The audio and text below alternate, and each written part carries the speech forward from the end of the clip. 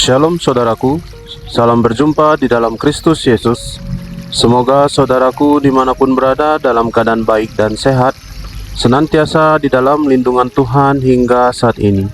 Sebelum kita memasuki renungan kita hari ini, mari kita berdoa. Tuhan Allah Bapa kami yang bertahta di dalam kerajaan surga, Allah Bapa yang menjagai dan memelihara kehidupan kami, sumber segala berkat bagi kehidupan kami. Hingga saat ini Tuhan, kami dalam keadaan baik dan sehat. Bapa, kami akan kembali merenungkan firman Tuhan. Tuhan tolong sertai dan pimpin kami. Ajari kami tentang firman Tuhan hari ini. Buat kami mengerti Bapa dan mampu melakukannya di kehidupan kami. Terima kasih Tuhan.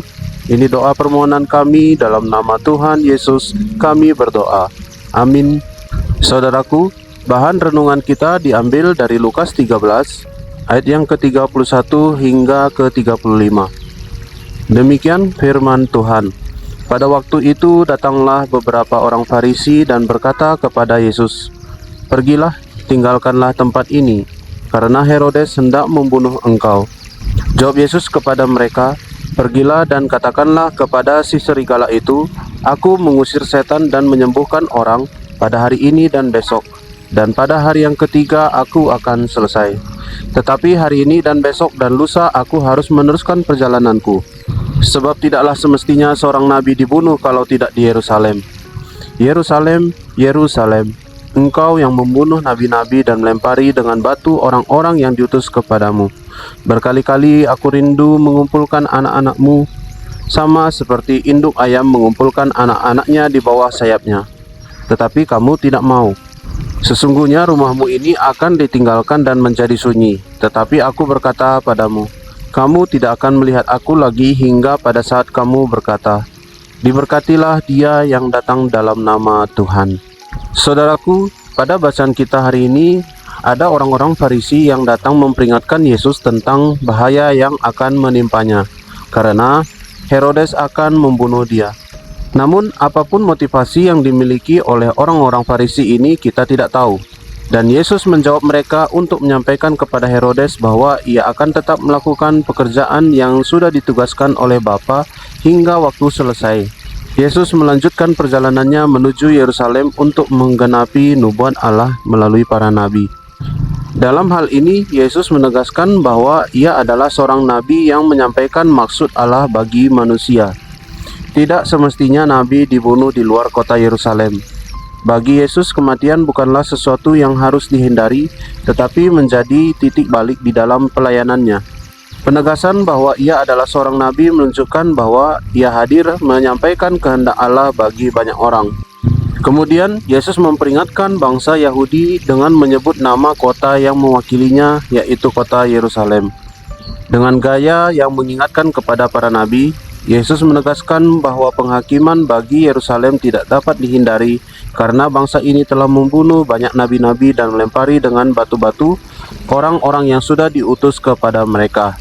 Sama seperti Yesus, tantangan dan rintangan yang menghadang tidaklah membuat nyali Yesus surut, dan ia tetap melanjutkan apa yang Allah kehendaki terjadi bagi dirinya. Di dalam melakukan pelayanan, orang percaya memahami perlunya sikap hati yang hanya untuk menyenangkan Allah. Orang-orang percaya menghadapi tantangan, rintangan, ancaman, dan penderitaan yang datang silih berganti. Tetapi hal tersebut justru menjadi bahan bakar yang mengobarkan api yang tak kunjung padam untuk memberitakan kasih Tuhan yang sangat begitu besar bagi dunia yang berada dalam kegelapan. Saudaraku, apapun yang saat ini menjadi tantangan kita yang mencoba menghentikan perjalanan kita, jangan pernah gentar. Yesus Kristus, Tuhan dan Raja yang kita layani juga sudah melakukan dan mengalami hal yang serupa. Jika Tuhan Yesus, Sang Guru Agung yang pernah mengalaminya itu sanggup melewatinya, tentu kita sebagai murid pun akan sanggup mengikuti jejaknya di kehidupan kita. Semoga kita selalu diberi kekuatan dalam melangkah di hidup ini. Amin, mari kita berdoa. Ya Tuhan Allah Bapa kami yang mengajari kami tentang kebenaran firman Tuhan hari ini. Kami bersyukur dan terima kasih Tuhan untuk firman-Mu hari ini, mengingatkan dan mengajarkan kami bahwa Untuk hidup ini kami tidak perlu gentar menghadapi tantangan yang kami hadapi. Seperti Tuhan Yesus yang tidak ciut nyalinya ketika menghadapi orang Farisi, biarlah kami pun boleh memiliki nyali yang sebesar Tuhan Yesus. Biarlah kami boleh memiliki keyakinan dan ketidakgentaran seperti Tuhan Yesus. Bapa, hadir dalam hati pikiran kami, memampukan dan menguatkan kami menjalaninya, sehingga kami pada akhirnya terus boleh memuliakan nama Tuhan. Terima kasih Tuhan untuk firman-Mu hari ini. Bapa, kami berdoa untuk bangsa dan negara kami. Terus Tuhan sertai dan pimpin bangsa kami. Hari demi hari kami sudah boleh lalui dengan keadaan yang lebih baik, dengan sudah berkurangnya demonstrasi di mana-mana.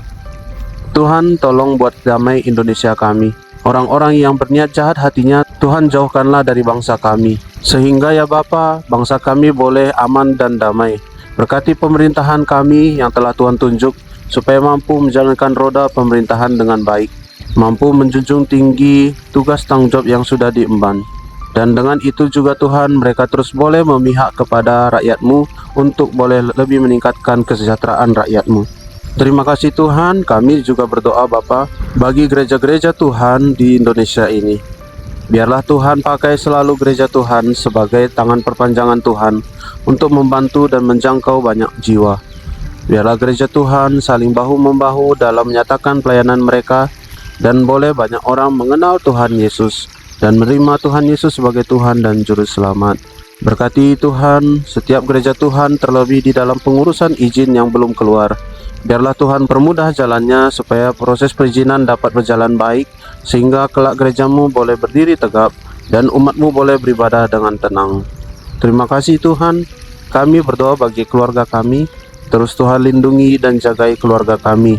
Biarlah Bapa keluarga kami selalu boleh menyatakan Tuhan dalam kehidupannya. Dalam setiap aktivitas yang dilakukan Tuhan sertai. Terima kasih Bapa, kami juga berdoa bagi pekerjaan dan usaha kami. Terus Tuhan berkati pekerjaan dan usaha kami. Tambah-tambahkan terus berkat rezeki dalam kehidupan kami Tuhan, agar tercukupi semua kebutuhan kami. Dan dengan rezeki berkat yang Tuhan berikan juga boleh membantu sesama kami yang membutuhkan Bapa. Terima kasih Tuhan, sepanjang hari ini kehidupan kami serahkan tangan Tuhan. Tuhan yang pimpin dan arahkan kami, agar kehidupan kami selalu boleh menyenangkan hati Tuhan dan memuliakan Tuhan senantiasa. Terima kasih Bapa, ini doa dan permohonan kami sampaikan di dalam nama Tuhan Yesus. Bapa kami yang di surga, dikuduskanlah nama-Mu, datanglah kerajaan-Mu, jadilah kehendak-Mu, di bumi seperti di sorga. Berikanlah kami pada hari ini makanan kami yang secukupnya, dan ampunilah kami akan kesalahan kami, seperti kami juga mengampuni orang yang bersalah pada kami. Dan janganlah membawa kami ke dalam pencobaan, tetapi lepaskanlah kami daripada yang jahat, karena Engkaulah yang empunya kerajaan dan kuasa dan kemuliaan sampai selama-lamanya. Amin. Terima kasih saudaraku sudah mendengarkan renungan hari ini. Kiranya Tuhan Yesus selalu beserta dengan kita dan menolong kita senantiasa. Sampai jumpa pada renungan berikutnya. Shalom, Tuhan Yesus memberkati.